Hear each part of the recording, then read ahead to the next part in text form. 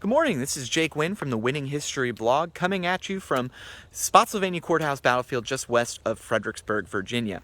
On this ground, on May 10th, 1864, is going to be one of the fiercest fights of the American Civil War, and one that a unit from the Pennsylvania coal region is going to be involved in, the 96th Pennsylvania Volunteer Infantry that came from Schuylkill County.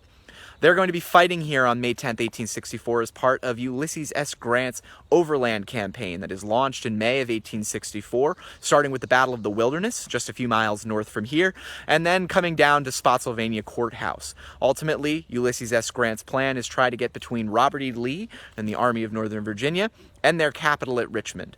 And the Spotsylvania Courthouse battlefield is going to be a key part of this campaign. Now, where I'm standing now is where the fight on the evening of May 10th, 1864, that the 96th Pennsylvania Volunteer Infantry is going to be involved in, is where this attack is going to be launched and where the fight is going to start. These woods here behind me are going to be occupied by Union troops during the Battle of Spotsylvania Courthouse. I'll spin around here, and in the distance out there, you can see a tree line. Just in front of that tree line is where the Confederate line is going to be located, was located during the course of the Battle of Spotsylvania. That is a position known as the Muleshoe Salient. The Confederates are going to be strongly entrenched up there in earthworks, as well as with protective headboards to protect their heads, and so they can fire out under some really good cover. But the reason that this attack and this fight is going to take place here on May 10th is because there is not much distance between these trees behind me and that Confederate line out there in the distance. Just a few hundred yards in between Union and Confederate lines, and that Confederate line out there is pretty exposed. It's a salient. It sticks out and provides an opportunity for Union troops to attack that position. The commander here on the battlefield at Spotsylvania Courthouse, this part of the line, which belonged to the 6th Corps of the Union Army, is a officer named Emory Upton, and he's going to come up with an idea for an attack here. He feels that the ground is very good for an assault, and he is going to launch an attack here in the evening of May 10th, 1864. It's going to be pretty innovative. There's lots of arguments about how innovative that attack was, but what he is going to do, what Upton is going to do, is order his men. Again, members of the 6th Corps, including the 96th Pennsylvania. They're going to get into some tight lines here in these woods. They're going to take cover in these trees, and they're going to wait an order to attack.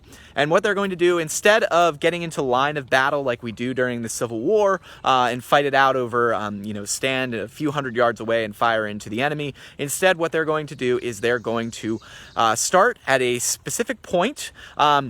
They're going to wait for their officers to order their attack, and then they're going to run as fast as they can to cover this open ground and get into those Confederate earthworks.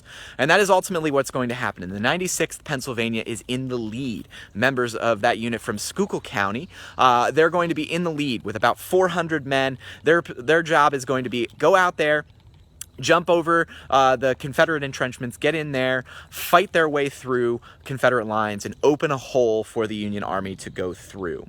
And ultimately, when that attack is launched in the evening of May 10th, 1864, it is going to initially be successful. Members of the 96th Pennsylvania and their comrades and other units from New York and from Maine are going to get into those earthworks. They're going to fight hand-to-hand with Confederates and capture about 1,000 Confederate soldiers and open up a small gap in the Confederate line. That ultimately is not going to be exploited, though, by the Union Army.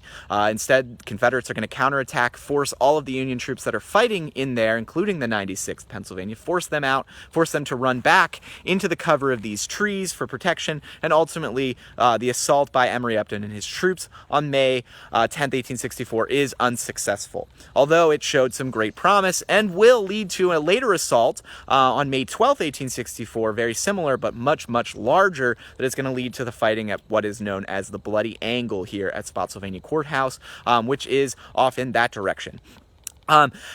That fighting is going to be much more severe, and the 96th Pennsylvania will be involved in it. But their memory of the Civil War, the 96th Pennsylvania's memory of the Civil War, the survivors of this assault at Spotsylvania Courthouse on May 10th, this is going to live long in the memory of those who are lucky enough to survive the fight.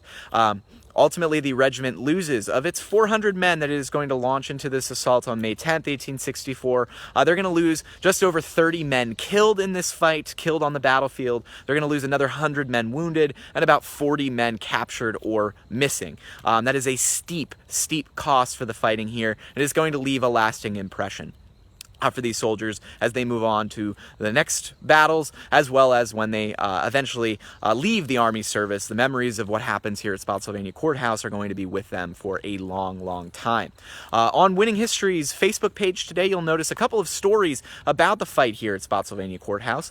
You're going to notice some articles that we've written in the past, including some about the soldiers who fought here, one of whom loses an arm here at Spotsylvania Court House on May 10th, and a story of two brothers, the Workman brothers from Wickanisco Township, who lost their lives in this open ground in between the Union and Confederate lines at Spotsylvania Court House. I hope you learned a little bit of something today, and if you're ever down in Virginia, passing through the area in the vicinity of Fredericksburg, I highly recommend coming out to Spotsylvania Court House Battlefield. It is an incredible space to come and see where the Civil War really was fought, and where ultimately the changing of tactics during the war are going to be taking place, which means this battlefield is going to look a lot more like World War I than it does the battles of, say, Manassas, Antietam, or Gettysburg.